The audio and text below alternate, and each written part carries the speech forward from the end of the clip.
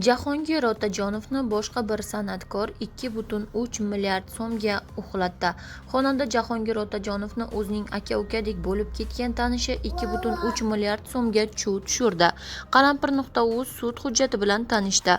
Sud jarayonida ma'lum bo'lishicha, ikki shaxs dastlab 2003-2009 yillarda O'zbekiston davlat konservatoriyasida birga o'qib, tanishgan va keyinchalik do'stona aloqalarga qaramay xonanda ismlari qisqartirilgan Otajonovning ishonchidan foydalanib moliyaviy firibgarlik qilgan. Sud hujjatlariga ko'ra, ismlari qisqartirilgan Jahongir Otajonovning Lexus va BMW avtomobillarini, shuningdek, uyining ayrim qismlarini sotib olish va turli tadbirlarda xizmat ko'rsatish evaziga berilgan mablag'larni o'zlashtirgan.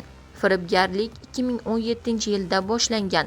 Masalan, 2017-yilning noyabrida ismlari qisqartirilgan Otajonovning Lexus avtomobilini $68,000 ga baholab, dastlab $34,000 bergan va qolganini 2 yil ichida to'lashga va'da bergan. Ammo avtomobilni boshqa shaxslar nomiga rasmiylashtirib, qolgan summani o'z ehtiyojlariga sarflagan.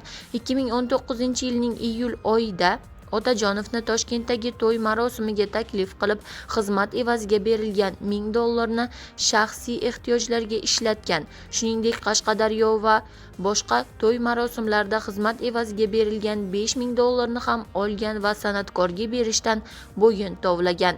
2021-yilda Otajonovning BMW avtomobilining $83,000 ga sotib olgan. Dastlab $15,000 bergan va qolganini 2 yil davomida bo'lib to'lashga kelishgan. Ammo avtomobilni boshqa shaxslar nomiga rasmiylashtirib, pulni to'lamagan. Shu yilning mart oyida Otajonovning Toshkentdagi xonadonini $35,000 ga sotish niyatida ekanini bilib, ismlari qisqartirilgan $30,000 bergan. Qolgan 5,000 ni keyin beramiz deb va'da qilgan, lekin bu va'dasiga rioya qilmagan.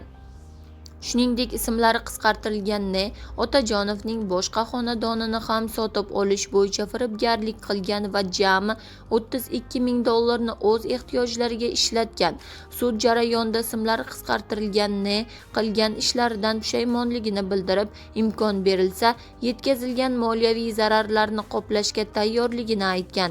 Yakkasaroy tumani sudining hukmiga ko'ra, ismlari qisqartirilgan Jinoyat kodeksining 168-moddasi firibgarlik 4-qismi A bandi bo'yicha aybli deb topilgan va 8 yil muddatga ozodlikdan mahrum qilingan. Shuningdek, Otajonovga yetkazilgan jami 2,337 million so'mlik moliyaviy zarar undirilishi belgilangan. Ismlari qisqartirilgan nomiga Toshkent shahrida ro'yxatda turuvchi 2 xonadon firibgarlik ortidan orttirilgan mulk sifatida baholangan va ularning sotuvidan tushgan mablag'lar yetkazilgan zararlarni qoplashga yo'naltirilishi belgilangan.